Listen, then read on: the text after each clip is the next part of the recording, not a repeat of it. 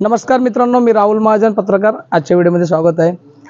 मित्रांनो, पाचोरा तालुक्यातील खेडगाव नंदीचे या गावात इंग्रजांच्या काळापासून एक 200-250 वर्षापूर्वीपासून एक बिल्डिंग होती आणि ती संघवी कुटुंबाची आहे. या संघवी कुटुंबाच्या बिल्डिंगचे पाडण्याचे काम सुरू आहे.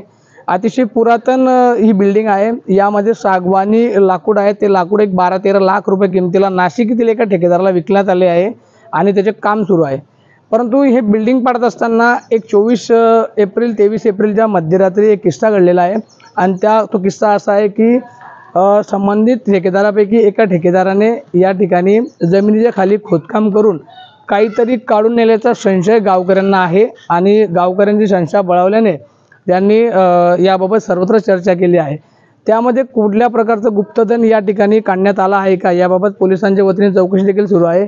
आपण ठेकेदार तसेच घरमालक यांच्याशी चर्चा करण्याचा प्रयत्न केला, परंतु ठेकेदाराने याबाबत कुठलीही चर्चा केलेली नाही आहे.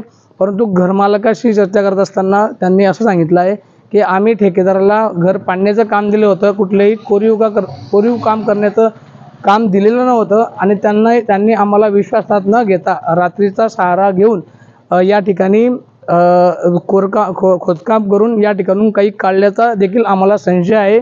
या अनुषंगाने पाचोरा प्रशासनाच्या वतीने गंभीर पावलं उचलत या ठिकाणी चौकशी करण्यात आली आहे आणि चौकशीसाठी पाचोरा पोलीस विभाग तसेच तहसील विभागाने अधिकारी पाठवले होते आणि त्या अधिकाऱ्यांनी या ठिकाणी चौकशी केलेली आहे. आता या घटनेबाबत अनेक प्रश्न उपस्थित होत आहेत.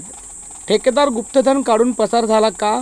तसेच किती रुपयांचे व किती सोने अथवा जुने गुप्तधन या ठिकाणी होते, असे विविध प्रश्न या ठिकाणी उपस्थित होतात. येणाऱ्या काळात पोलिसांच्या वतीने चौकशीअंती काय चित्र स्पष्ट होते याकडे देखील सर्वांचे लक्ष लागले आहे. तर अनेकांनी या सर्व खोट्या गोष्टी असून निव्वळ अफवांचा बाजार उठवला जात आहे असा देखील दबक्या आवाजात चर्चा आहे.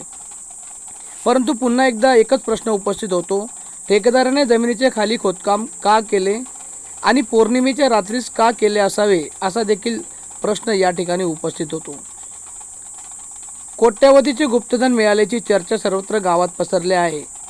ही गोष्ट खरी की खोटी याबाबत पोलीस प्रशासन चौकशी करून लवकरच याबाबत चित्र स्पष्ट करणार आहे.